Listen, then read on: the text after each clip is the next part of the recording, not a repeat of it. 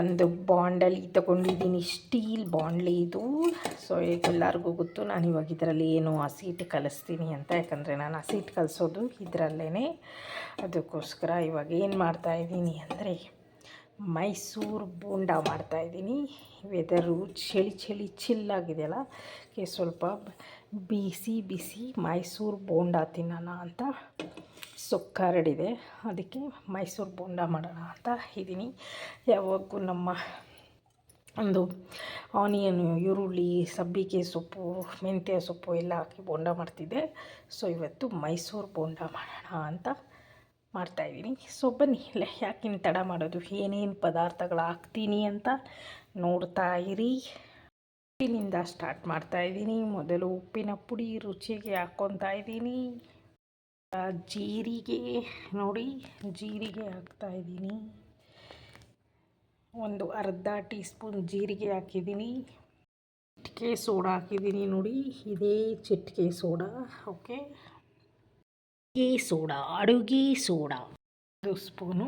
ಅಕ್ಕಿ ಹಸಿಟ್ಟು ಗರಿಗರಿಯಾಗಿ ಬರೋಕ್ಕೆ ನಿಮ್ಗೆ ಅರ್ಥ ಆಯಿತು ಅನಿಸುತ್ತೆ ಏನು ಮಾಡ್ತಾ ಇದ್ದಾರೆ ಅಂತ. ನೆಕ್ಸ್ಟ್ ಏನು ಪದಾರ್ಥ ತೋರಿಸ್ತೀನಿ. ಕಪ್ಪು ಅಂದರೆ ಇಷ್ಟು ಮೀಡಿಯಮ್ ಸೈಜ್ ಕಪ್ಪಲ್ಲಿ ನಾನು ಮೈದಾ ಹಸಿಟ್ಟು ಹಾಕ್ತಾಯಿದ್ದೀನಿ. ಇವಾಗ ಮೊಸರು ಹಾಕ್ತೀನಿ. ಅಷ್ಟೇ ಕಪ್ಪಲ್ಲಿ ನಾನು ಮೊಸರು ತೊಗೊಂಡಿದ್ದೀನಿ. ಈರುಳ್ಳಿ ಸಣ್ಣದಾಗಿ ಕಟ್ ಮಾಡಿ ಹಾಕಿದ್ದೀನಿ. ನಾನು ಮೊಸರು ತೊಗೊಂಡಿದ್ದು ಗೊತ್ತಾಯ್ತಾ, ಇದೇ ಕಪ್ಪಲ್ಲಿ ನಾನು ಮೈದಾ ಹಸಿಟ್ಟು ತೊಗೊಂಡಿದ್ದು. ಇಲ್ಲಿ ಕೆರೆ ಇದೆಯಲ್ಲ, ಅಷ್ಟು ಮೊಸರಿತ್ತು, ಅಷ್ಟೇ ಮೈದಾ ಹಸಿಟ್ಟು ತೊಗೊಂಡಿದ್ದೆ. ಓಕೆ, ಈಗ ಇದೇ ಕಪ್ಗೆ ಸ್ವಲ್ಪ ನೀರು ಹಾಕಿ ಕಲಸೋಣ. ಸ್ವಲ್ಪ ನೀರು ಹಾಕಿ ಕಲಸಿದ್ದೀನಿ. ನಾನಿಲ್ಲಿ ಹಸಿಮೆಣ್ಸಿನ್ಕಾಯಿ ಹಾಕಲ್ಲ, ಮೈಸೂರು ಬೋಂಡ ಮಾಡ್ತಾಯಿರೋದು. ಯಾಕಂದರೆ ನನ್ನ ಮಗಳು ತಿಂತಾಳೆ, ಅವಳಿಗೆ ಹಸಿಮೆಣ್ಸಿನ್ಕಾಯಿ ಪಾಪ ಬಾಯಿಗೆ ಸಿಕ್ಕಿದ್ರೆ ಅವಳು ತಿನ್ನಲ್ಲ. ಅದಕ್ಕೋಸ್ಕರ ನಾನಿಲ್ಲಿ ಹಸಿಮೆಣ್ಸಿನ್ಕಾಯಿ ಸ್ಕಿಪ್ ಮಾಡ್ತೀನಿ. ಕೊತ್ತಂಬರಿ ಸೊಪ್ಪು ಆ್ಯಡ್ ಮಾಡ್ತೀನಿ, ಕರಿಬೇವು ಆ್ಯಡ್ ಮಾಡ್ತೀನಿ. ಸೊಪ್ಪು ಹಾಕಿದ್ದೀನಿ, ಪೇಸ್ಟ್ ಹಾಕಿದ್ದೀನಿ. ಮೈಸೂರು ಮಸಾಲ ಬೋಂಡ ಇದು ನಾನು ಕೈಯಲ್ಲೇ ಕಲಿಸ್ತೀನಿ. ಕೈಯಲ್ಲಿ ಕಲಿಸಿದ್ರೆ ಗಂಟಾಗಲ್ಲ, ಕ್ಲೀನಾಗಿರುತ್ತೆ. ಸೊ ಕೈಯಲ್ಲಿ ಕಲಸೋಣ. ನೋಡಿ, ಇಷ್ಟು ಗಟ್ಟಿ ಕಲಿಸ್ಕೊಂಡ್ರೆ ಸಾಕು. ತುಂಬ ತೆಳ್ಳಗೂ ಇರಬಾರ್ದು, ತುಂಬ ಗಟ್ಟಿಗೂ ಇರಬಾರ್ದು ಮೈಸೂರು ಬೋಂಡಾಗೆ. ಸೊ ಇಷ್ಟು ಕಲಿಸಿದ್ರೆ ಸಾಕು. ನೋಡಿ, ನಾನು ಬರೀ ಕೈಯಲ್ಲೇ ಕಲಸಿರೋದು. ಸೊ ಒಂಚೂರು ಗಂಟಾಗಿಲ್ಲ, ಕ್ಲೀನಾಗಿ ಚೆನ್ನಾಗಿ ಕಲಿಸಿದ್ದೀನಿ. ಓಕೆ, ಇದು ಅರ್ಧ ಮುಕ್ಕಾಲು ಅವರ್ ಚೆನ್ನಾಗಿ ನೆನಿಬೇಕು. ಮೈದಾ ಆಮೇಲೆ ಅಕ್ಕಿ ಹಸಿಟ್ಟು ಎಲ್ಲ ಚೆನ್ನಾಗಿ ನೆಂದರೆ ಚೆನ್ನಾಗಿ ಬೋಂಡ ಸಾಫ್ಟಾಗಿ ಗರಿಗರಿಯಾಗಿ ಕ್ರಿಸ್ಪಿಯಾಗಿ ಬರುತ್ತೆ. ಓಕೆ, ಮೈಸೂರು ಮಸಾಲ ಬೋಂಡ ತಿನ್ನೋಕ್ಕೆಲ್ಲ ರೆಡಿನಾ? ನೋಡಿ, ಇವಾಗೆಲ್ಲ ಕಲಸಿ ಆಯಿತು. ಒಂದು ಪ್ಲೇಟ್ ಮುಚ್ಚಿ ಒಂದು ಅರ್ಧ ಗಂಟೆ ನೆನೆಯಲಿ, ಆಮೇಲೆ ಬೋಂಡ ಸುಡೋಣ. ಪ್ಲೇಟ್ ಮುಚ್ಚಿ ಅರ್ಧ ಗಂಟೆ ಇಟ್ಬಿಡ್ತೀನಿ. ಅಷ್ಟರಲ್ಲಿ ಬೇರೆ ಕೆಲಸ ಮಾಡ್ಕೊತೀನಿ ಅರ್ಧ ಗಂಟೆ. ಆಮೇಲೆ ಡೀಪ್ ಫ್ರೈ ಮಾಡೋಣ ಎಣ್ಣೆಯಲ್ಲಿ. ಇಟ್ಟಿದ್ದೀನಿ, ಇವಾಗ ಬಿಸಿ ಆಗಲಿ, ಎಣ್ಣೆ ಹಾಕೋಣ. ಮೈಸೂರು ಬೋಂಡ ಮಸಾಲ, ಮೈಸೂರು ಬೋಂಡ ಡೀಪಾಗಿ ಫ್ರೈ ಮಾಡೋಕ್ಕೆ ಎಣ್ಣೆ ಹಾಕೋಣ.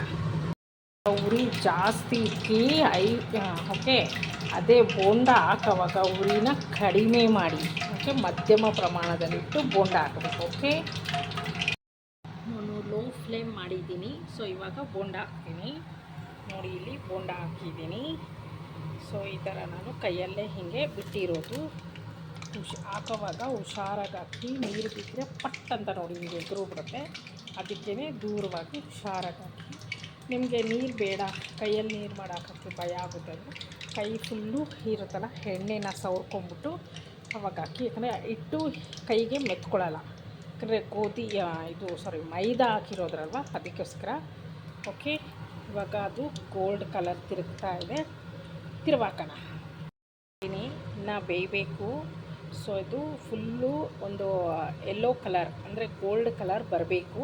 ಆವಾಗ ಚೆನ್ನಾಗಿ ಬೆಂದಿದೆ ಅಂತ. ಯಾಕಂದರೆ ಮೈದಾ ಬೆಂದ್ರೇ ಇಲ್ಲ ಹೊಟ್ಟೆ ನೋವು ಬರುತ್ತೆ. ಅದಕ್ಕೋಸ್ಕರ ಇದು ಕಲರು ಫುಲ್ಲು ಗೋಲ್ಡ್ ಕಲರ್ ಬರಬೇಕಂತ ಸೀದಿಸ್ಬಾರ್ದು. ಅದಕ್ಕೋಸ್ಕರನೇ ಮಧ್ಯಮ ಉರಿಯಲ್ಲಿ ಬೇಯಿಸಬೇಕು. ಓಕೆ, ಮೈಸೂರು ಮಸಾಲ ಬೋಂಡ ರೆಡಿ ಆಗ್ತಾಯಿದೆ. ಈ ವಿಡಿಯೋ ನಿಮಗೆ ಇಷ್ಟ ಆದರೆ ಲೈಕ್ ಮಾಡಿ, ಶೇರ್ ಮಾಡಿ, ಪಕ್ಕದಲ್ಲಿರೋ ಬೆಲ್ ಐಕಾನ್ ಕ್ಲಿಕ್ ಮಾಡಿ. ಬಿಸಿ ಬಿಸಿಯಾದ ಮೈಸೂರು ಮಸಾಲ ಬೋಂಡ ರೆಡಿ. ಓಕೆ, ಯಾರಾದರೂ ಹೊಸ್ದಾಗಿ ವಿಂಧ್ಯ ಯೂಟ್ಯೂಬ್ ಚಾನಲ್ನ ಇವಾಗಿಂದ ನೋಡ್ತಾ ಇದ್ದರೆ ಸಬ್ಸ್ಕ್ರೈಬ್ ಆಗೋದನ್ನು ಮರಿಬೇಡಿ.